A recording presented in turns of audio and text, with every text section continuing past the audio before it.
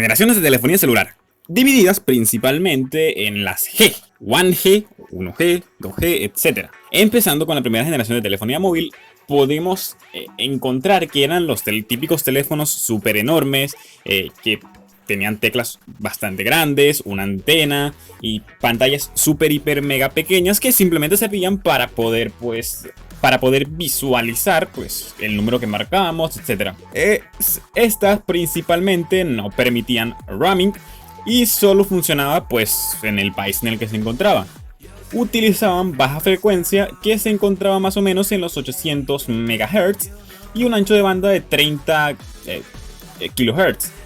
Realmente era muy poco eficiente en los términos del espectro y la energía que utilizaban.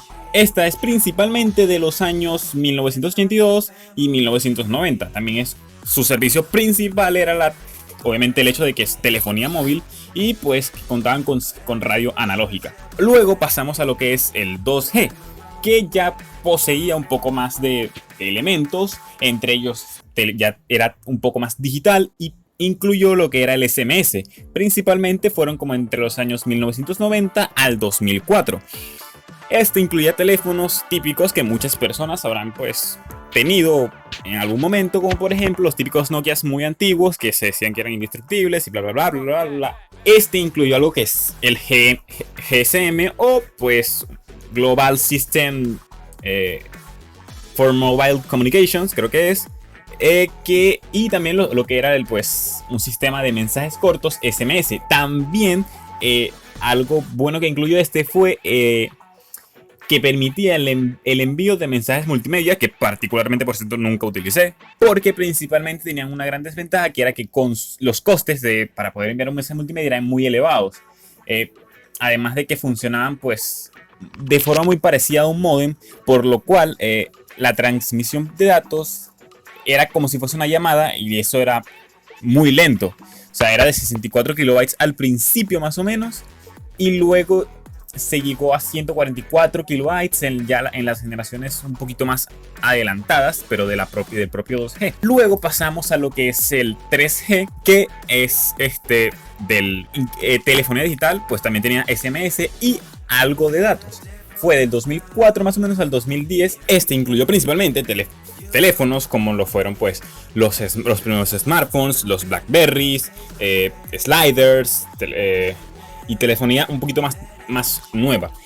Pero lo importante aquí es que realmente pues se dominó esta generación de telefonía celular, se dominó como UMTS, que era el 3G como ya dije, que significa Universal Mobile Telecommunication Systems. Ofreció servicios como el roaming automático y además aumentó la velocidad de transmisión a 2 megabits por segundo, lo cual es un gran contraste a los 64 kilobits que pues podía llegar la anterior.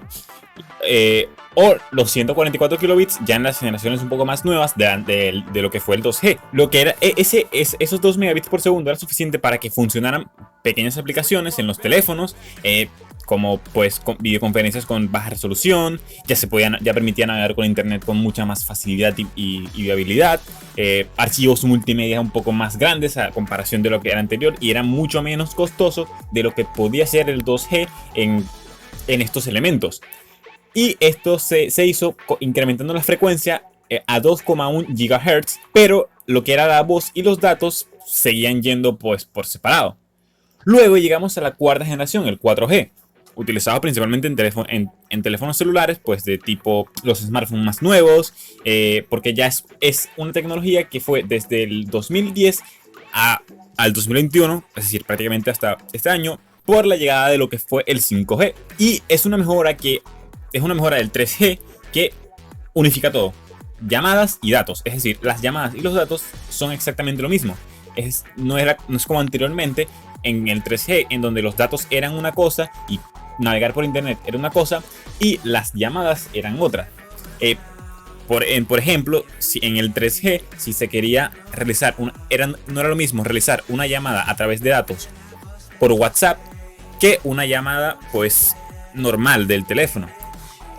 Actualmente con lo que fue el 4G era prácticamente lo mismo hacer una llamada telefónica y una llamada a través de WhatsApp. Se le conoce como LTE o Long Team Evolution y podía ofrecer velocidades de descarga de hasta 100 megabits por segundo. Es la que se sigue utilizando principalmente ahora porque el 5G todavía es relativamente nuevo y no todos los dispositivos, y si bien todos los dispositivos que van saliendo se van adaptando a esta tecnología, pues obviamente pues va a llevar un tiempo a que se adapte totalmente únicamente a la tecnología 5G. Para llegar últimamente, como acabo de decir, al 5G, que ya es prácticamente internet móvil, o sea, funciona básicamente pues de esa forma, que tiene una velocidad muy alta, latencia muy baja, mucha fiabilidad, un coste muy bajo a comparación de los primeros, en donde por ejemplo en el 2G, para enviar un mensaje multimedia en el 2G era casi una odisea porque costaba muchísimo, a veces también costaba que se enviara el mensaje multimedia, era muy complicado, etc. Cosa que no pasa ahora con el 5G, que se consiguió aumentando la frecuencia a 60 GHz y puede alcanzar velocidades de hasta 10 gigabits por segundo y una reducción de latencia hasta un ms, además de tener muchísimas otras ventajas a comparaciones de las anteriores, por ejemplo el hecho de que consume mucha menos batería, la cobertura es mucho mayor por el hecho de que pues utiliza frecuencias mucho más altas. Y bien, estas son principalmente las telefonías de tecnología celular o las generaciones de telefonía celular.